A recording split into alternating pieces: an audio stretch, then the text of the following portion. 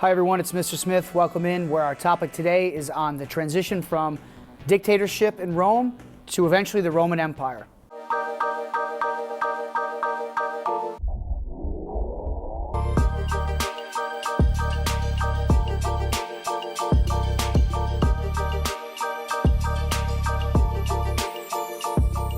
Okay, so as the Roman Empire was formed after the death of Julius Caesar, a little fill in the blanks here.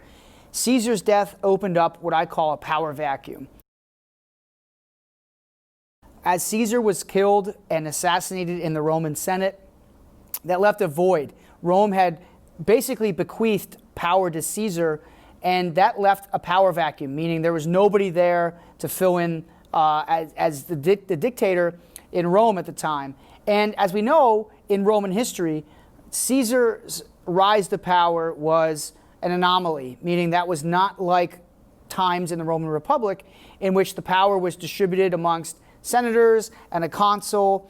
But with Caesar's death, what that led to was a scramble for power. Various generals in Rome began to ally themselves together in hopes that they could become the next leader of Rome. And so what ended up happening is that various rivals, including Brutus, who was behind Caesar's death, along with other generals like Mark Antony, maybe a name you guys have heard of before, Octavian. But ultimately what ends up happening is these various rivals jockey for position.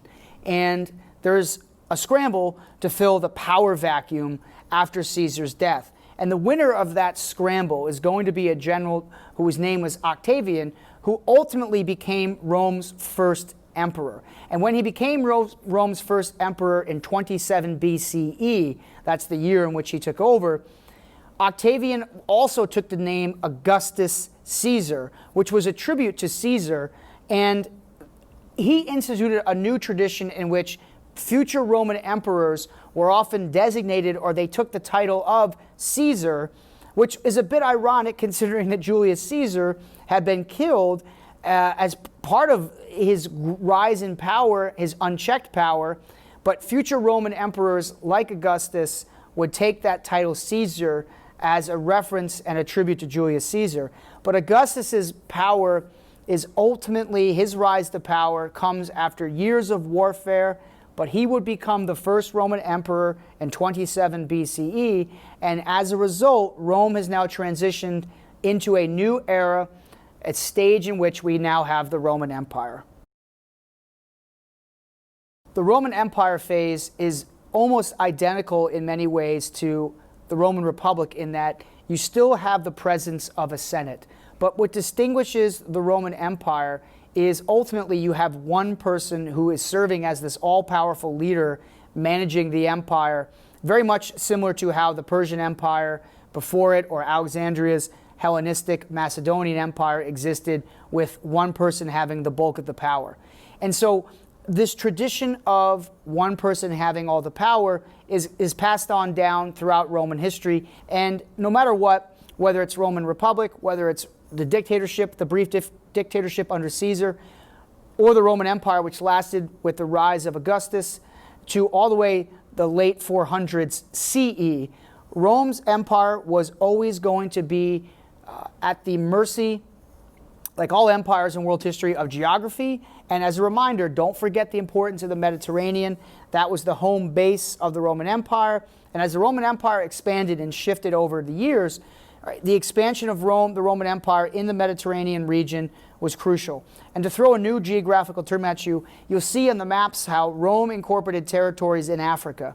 And it also incorporated territories like Britain and France and Spain throughout Europe. But also you have to consider that Rome also had Middle Eastern territories like modern-day Turkey and even parts into the Middle East. And so as a result of that, Rome you would classify as Afro-Eurasia. So Rome had territories in Africa, Europe, and Asia. And that is a key geographical term that you always want to have down when it comes to the expanding Roman Empire.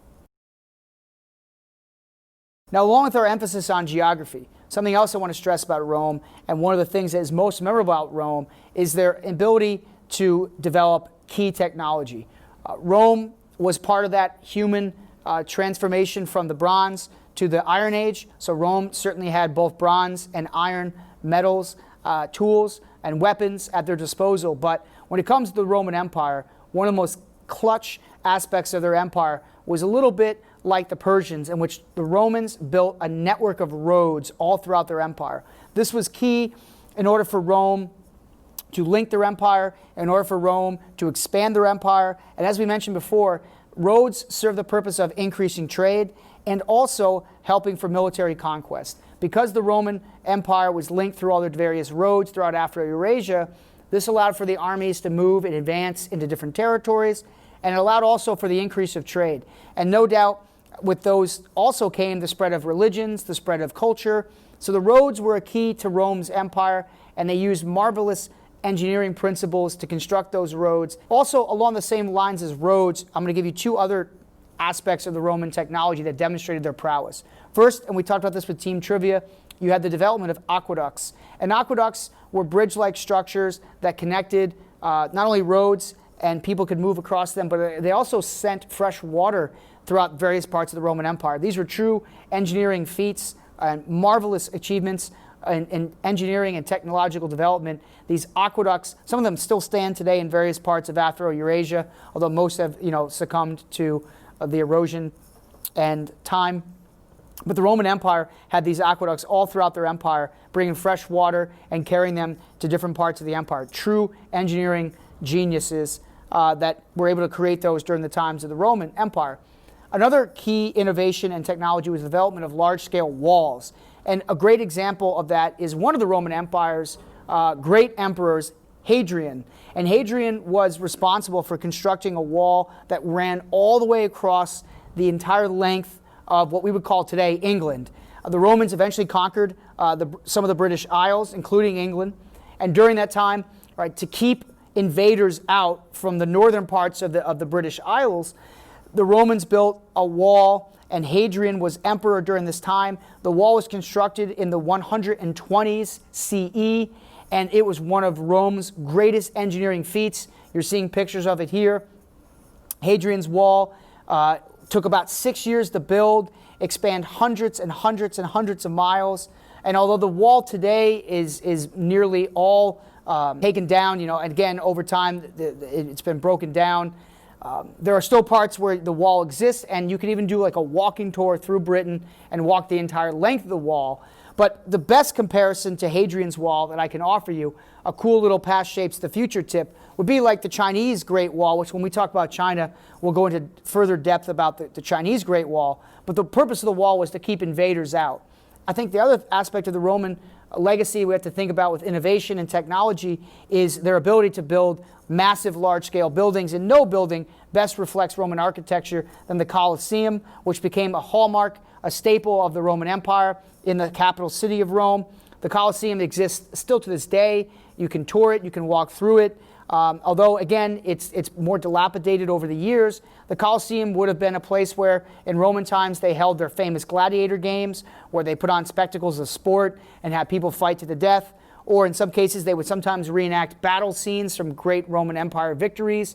Oftentimes, too, they would have persecutions of prisoners, and religious dissenters would be put on display in the Colosseum in very gruesome fashion. But the Colosseum was a form of entertainment, a spectacle. Think of it like our greatest stadiums, our largest stadiums. Could sit roughly, between 50 and 100,000 people, give or take. The Colosseum was a place of entertainment. And again, it still stands today in Rome, and it's probably one of the most visited tourist destinations, not just in Italy, but the entire world. And that truly represents the grandeur, the spectacle of Rome's incredible technological and incredible innovation that they developed through engineering.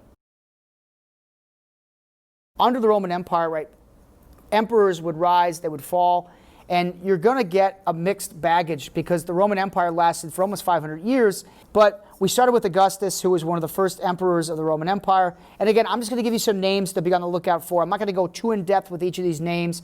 So I'll throw a few names out there. I already mentioned Augustus. We mentioned Hadrian with the wall.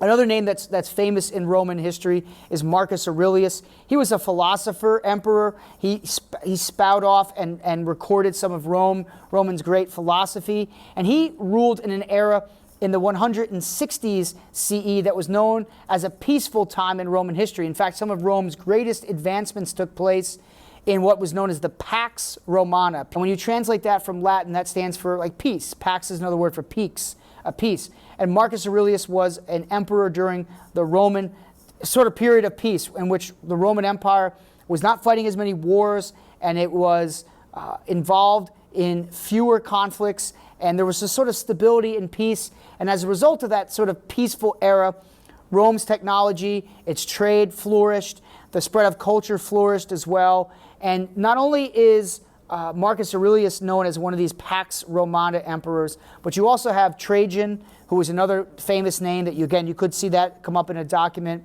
But one name that also stands out for being a questionable, a controversial emperor of Rome is the Emperor Nero. And Nero was an emperor who ruled prior to the Pax Romana. So I know I'm going backwards a little bit here with Nero.